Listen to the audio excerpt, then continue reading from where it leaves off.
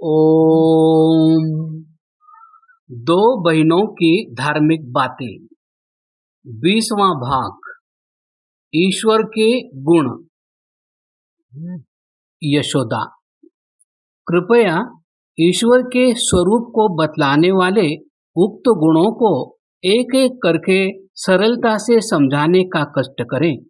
ईश्वर के सच्चिदानंद होने से क्या अभिप्राय है?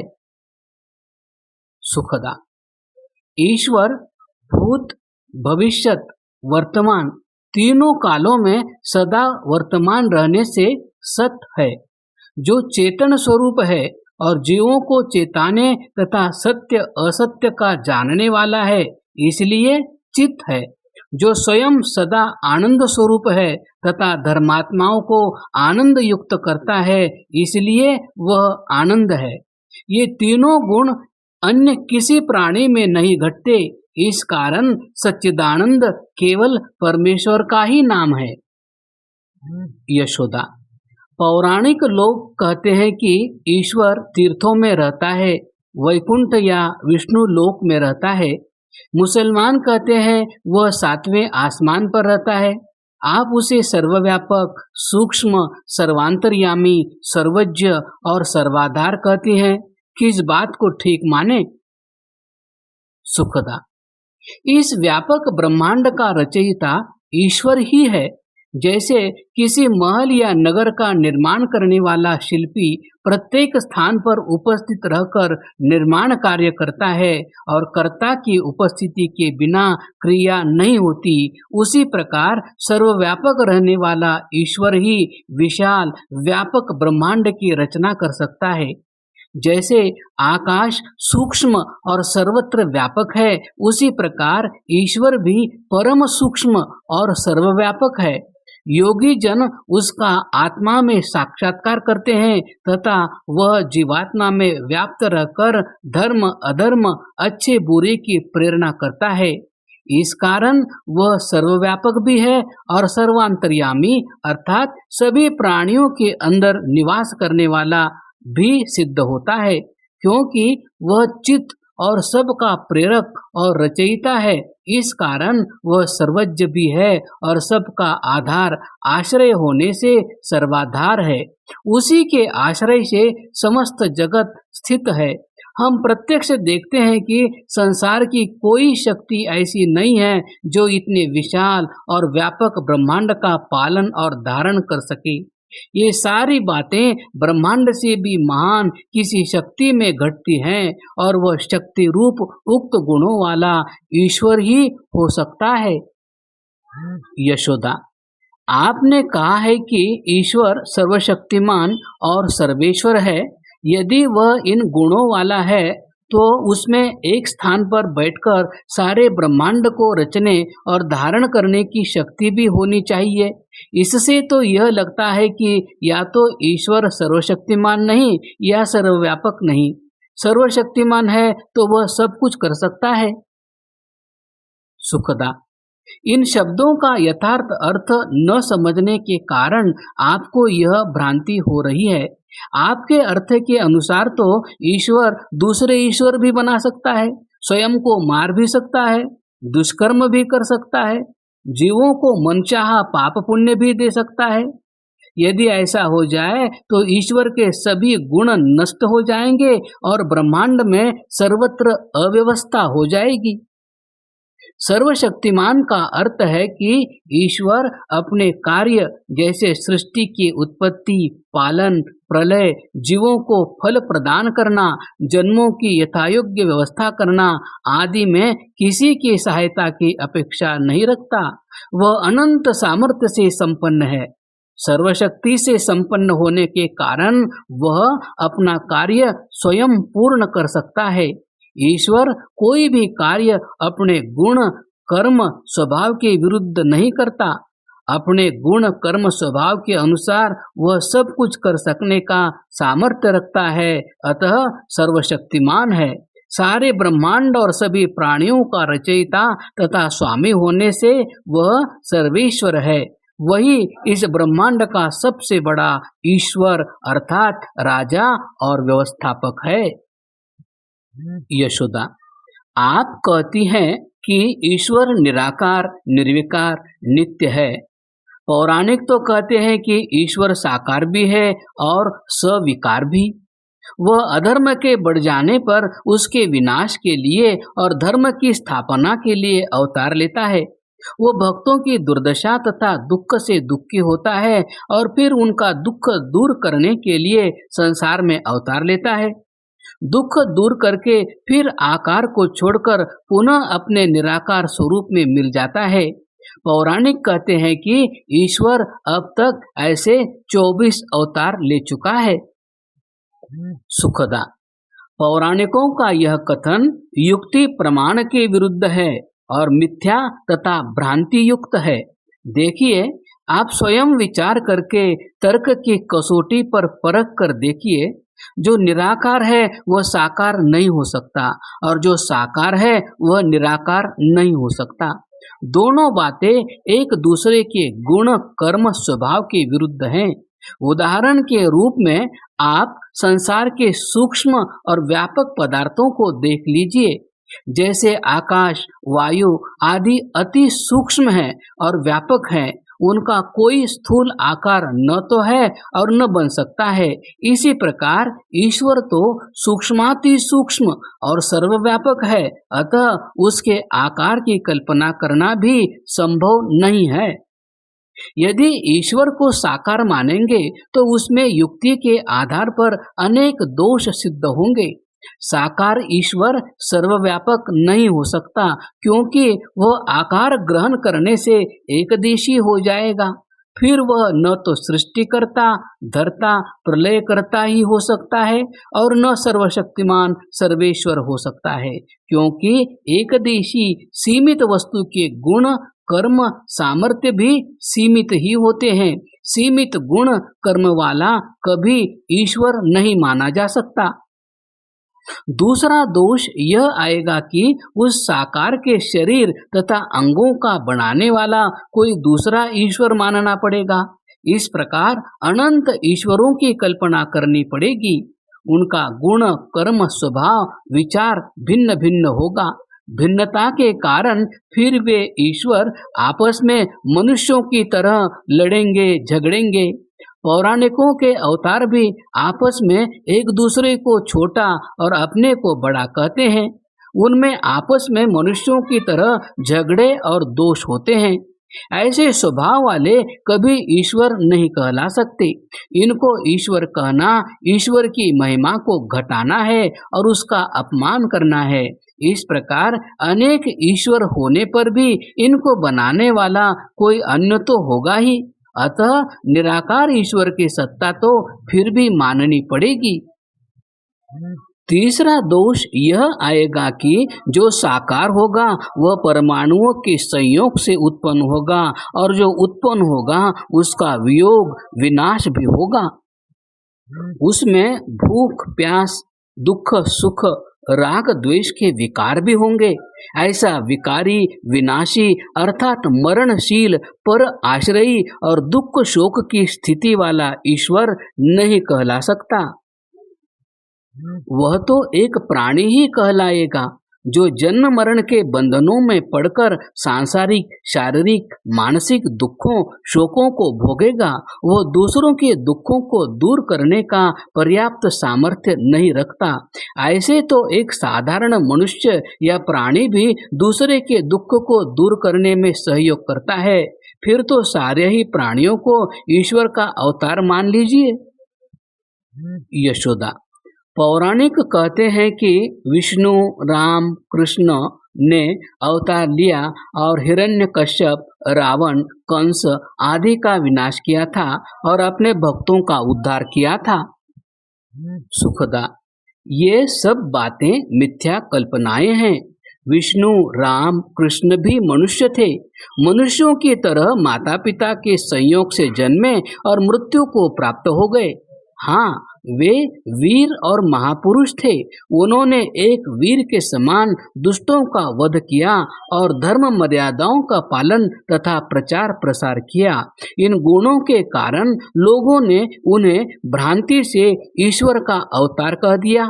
वे केवल वीर और महापुरुष कहे जा सकते हैं, ईश्वर के अवतार नहीं। निराकार ईश्वर को किसी का वध या उद्धार करने के लिए शरीर धारण करने की आवश्यकता है ही नहीं। उसके अनंत सामर्थ्य के सामने किसी भी दुष्ट प्राणी का चींटी के समान भी सामर्थ्य नहीं है। जो निराकार ईश्वर सारे विशाल ब्रह्मांड का कर्ता और प्रलय करता है, वह एक पल के करोड़वें हिस्से में उस दुष्ट का विनाश उसी अवस्था में रहते हुए ही कर सकता है। उसे अवतार लेने की आवश्यकता ही क्या है। इसी प्रकार ईश्वर की आज्ञानुकूल चलने वाले, उसकी प्रार्थना, स्तुति, उपासना करने वाले भक्त या धार्मिक जनों का उद्धार भी वह निराकार और निर्विकार रूप से करता रहता है। यदि आप विष्णु, राम और कृष्ण को अवतार मानेंगे तो उसमें एक दोष यह आएगा कि जब अवतार धारण किया तो भक्तों का उद्धार और दुष्टों का विनाश कर दिया।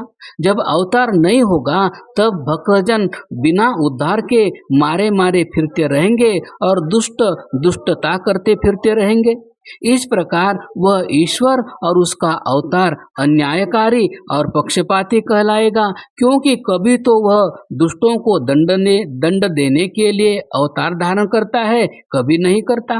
कभी आकर भक्तों का उद्धार करता है, कभी नहीं करता। इसमें यह भी दोष आता है कि वह ईश्वर जब निराकार अवस्था में रहता है, अर्थात अवतार धारण नहीं करता, तब निष्क्रिय बना रहता है। वह न कर्मफल व्यवस्था करता है, न जन्म मरण की, न भक्तों की या श्रेष्ठों की सुनता है, न दुष्टों को दुष्टता का फल देता है। इसका अभिप्राय यह हुआ कि वह ईश्वर के गुण, कर्म, स्वभाव को छोड़कर निठल्ला बैठ जाता है, अतः वह ईश्वर कहलाने योग्य ही नहीं रहता। इन दोषों से यह सिद्ध है कि ईश्वर के अवतार की कल्पना दोषपूर्ण और युक्ति प्रमाण रहित है, अतः ईश्वर का अवतार नहीं मानना चाहिए। यशोदा, परमेश्वर सगुण है या निर्गुण? सुखदा, वह सगुण भी है और निर्गुण भी। यशोदा, ये तो दोनों परस्पर विरोधी बातें हैं। आपके सिद्धांत के अनुसार तो ईश्वर निर्गुण होना चाहिए, क्योंकि हमने तो लोक में सुना है कि निर्गुण का अर्थ निराकार है और सगुण का अर्थ साकार है। ये दोनों विरोधी बातें एक साथ कैसे हो सकती हैं? सुखदा, यहाँ भी समझने में भ्रांति है। लोक में जो अर्थ रूढ़ हो चला है वह अर्थ की अज्ञानता के कारण है। निर्गुण का अर्थ है गुणों से रहित, अर्थात अपने स्वभाव विरुद्ध गुणों से जो रहित है वह निर्गुण है। जैसे जड़ पदार्थ में ज्ञान, चेतना आदि गुण नहीं है, तो इस दृष्टि से वह निर्गुण है। सगुण का अर्थ है गुणों से सहित, अर्थात अपने स्वाभाविक गुणों से युक्त जो है वह सगुण है। जैसे जड़ पदार्थ में रूप, स्थूलता आदि गुण है, तो इस दृष्टि से वह सगुण है। इस प्रकार प्रत्येक पदार्थ स्वाभाविक गुणों की दृष्टि से सगुण और विरोधी गुणों की दृष्टि से निर्गुण होता है। ऐसे ही परमेश्वर अपने अनंत सामर्थ्य, ज्ञान, चेतना आदि गुणों से सहित होने के कारण सगुण कहता है और जड़ पदार्थ के रूप, स्थूलता आदि तथा जीव के द्वेष आदि गुणों से पृथक होने के कारण निर्गुण कहता है।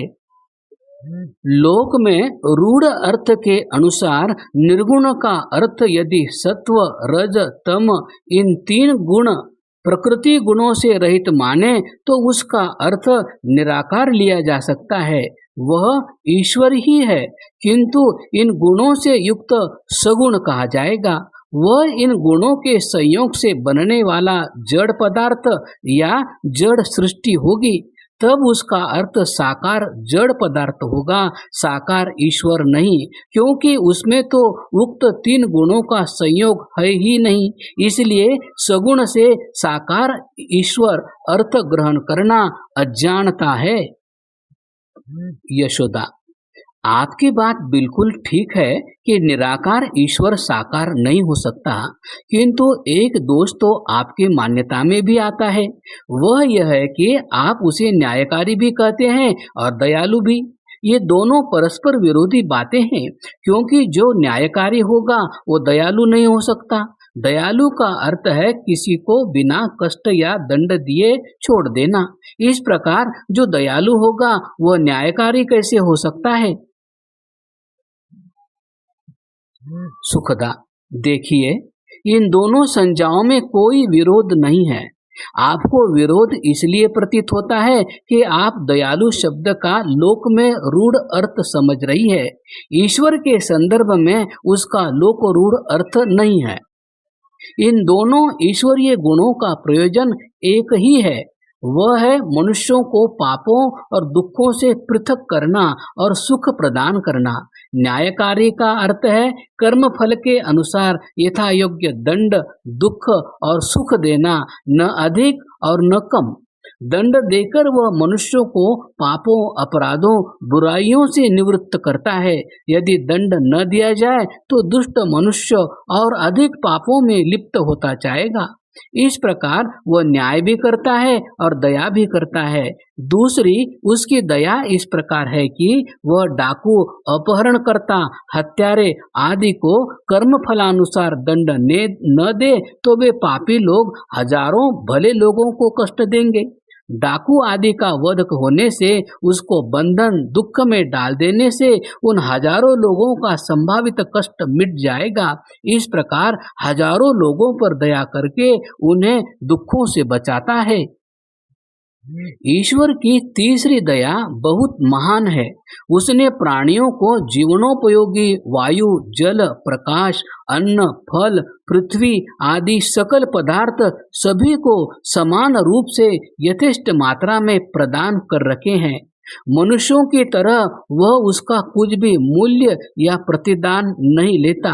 उसने दया करके मनुष्य जन्म का निर्माण किया है ताकि मनुष्य मुक्ति प्राप्त करके दुखों से सुदीर्घ काल के लिए छुटकारा पा सके।